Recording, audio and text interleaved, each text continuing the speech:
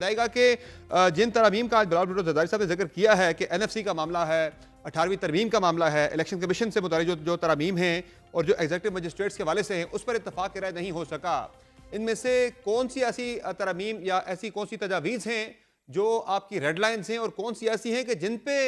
کسی صورت میں آگے چل کے اتفاق رائے ہو بھی سکتا ہے، یا پھر ساری کی ساری آپ کی ریڈ لائنز ہیں؟ دیکھیے، آج پہلی بات تو یہ ہے کہ پیپلز پارٹی کیونکہ آئین کو بہت سنجیدہ ڈاکومنٹ لیتی ہے، اس کے بارے میں انتہائی حساس ہے، لہذا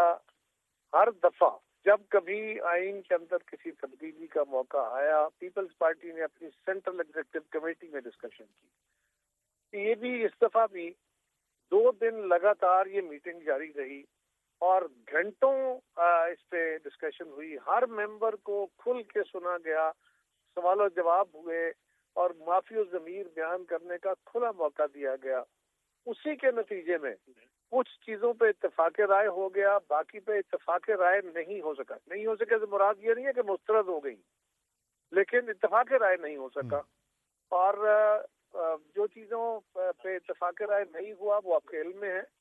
آپ نے اس کے ذکر کر دیا۔ ریڈ لائنز کے بارے میں میرا خیال ہے کیونکہ پارٹی کے اندر یہ مباحثہ جاری ہے، لہٰذا ریڈ لائنز کے بارے میں میرا کچھ کہنا مناسب نہیں